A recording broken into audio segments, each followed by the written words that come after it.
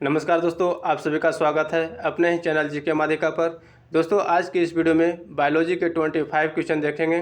दोस्तों सभी question TCS द्वारा ग्रुप डी 2018 में पूछा गया है, इसलिए दोस्तों वीडियो के लास्ट तक बने रहिएगा, क्योंकि आपके आगे आने वाले ग्रुप डी एग्जाम में इस टाइप का क्वेश्चन देखने को मिल सकता है।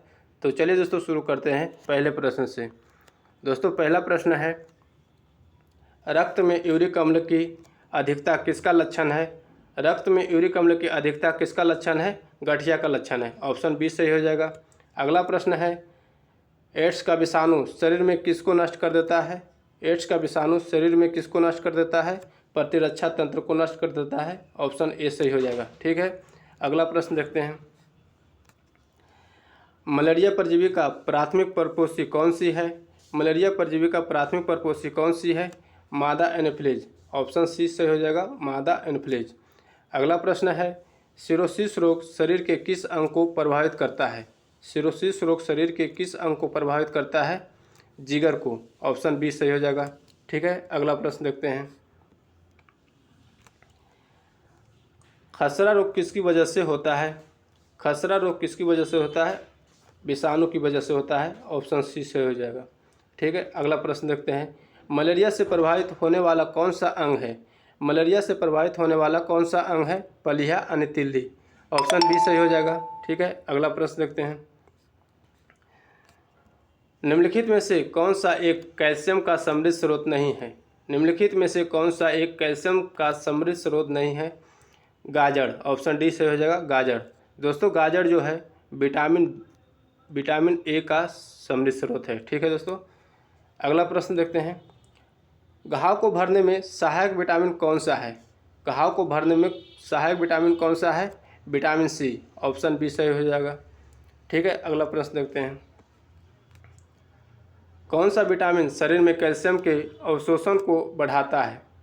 कौन सा विटामिन शरीर में कैल्शियम के अवशोषण को बढ़ाता है? Vitamin D. ऑप्शन बी सही हो जाएगा।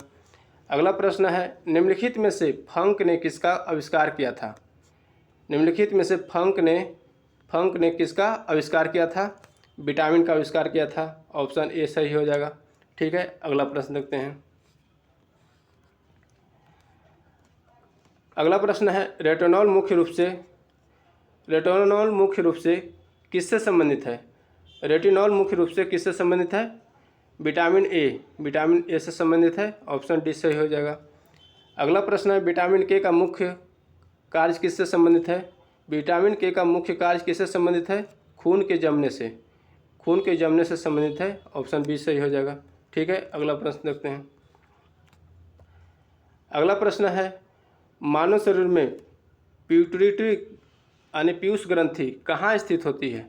मानव शरीर में पिट्यूटरी ग्रंथि कहाँ स्थित होती है?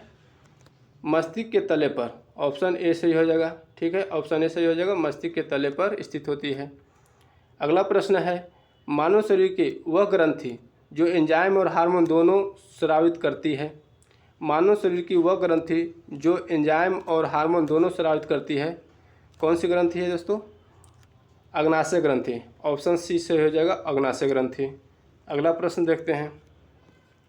दोस्तों अगला प्रश्न है, टेस्टोस्टेरोन हार्मोन किसमें संश्लेषित होता है?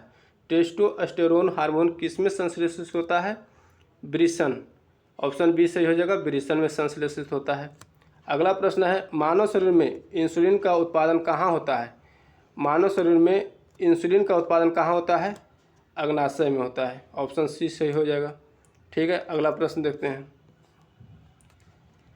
पोलियो वैक्सीन की खोज किसके द्वारा की गई थी? पोलियो वैक्सीन की खोज किसके द्वारा की गई थी? जोनास सॉल्क के द्वारा की गई थी। ऑप्शन ए सही हो जाएगा। अगला प्रश्न है, कौन सी जीव मोलास्का परिवार से संबंधित है? कौन सा जीव मोलास्का परिवार से संबंधित है? घोंघा। ऑप्शन बी सही हो जाएगा, घोंघा। दोस्तों कॉकरोच जो है ऑर्थोपोडा परिवार से संबंधित है। केचुआ जो है एनेलिडा से संबंधित है। स्टार मछली जो है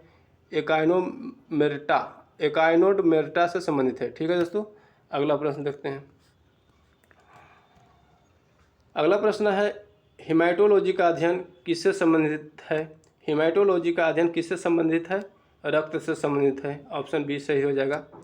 पौधे में फ्लोएम का कार्य क्या होता है? पौधे में फ्लोएम का कार्य क्या होता है? खादों का प्रवाह, खादों का प्रवाह, ठीक है, ऑप्शन ए सही हो जाएगा। अगला प्रश्न देखते हैं। अगला प्रश्न है भोजन से प्राप्त ऊर्जा को कैसे मापा जाता है? भोजन से प्राप्त ऊर्जा को कैसे मापा जाता है? कैलोरीज में मापा जाता है, ऑप्शन ए सही हो जाएगा।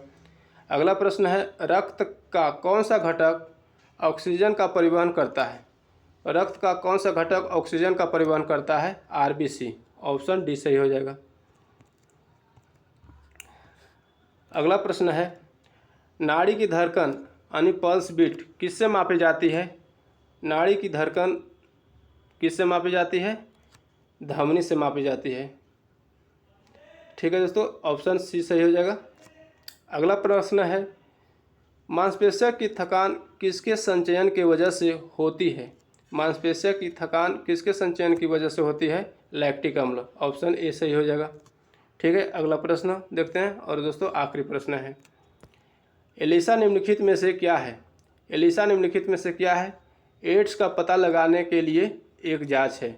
एलिसा दोस्तों क्या है? एड्स का पता लगाने के लिए एक जांच है, तो ऑप्शन बी सही हो जाएगा, ठीक है दोस्तों। तो दोस्तों आज की वीडियो यहीं तक रहने देते हैं, फिर मिलेंगे अगले वीडियो में नए टॉपिक के साथ। अगर चैनल को सब्सक्राइब नहीं किया, सब्सक्राइब करके बेल आइकन दबा लीजिए। जय हिंद।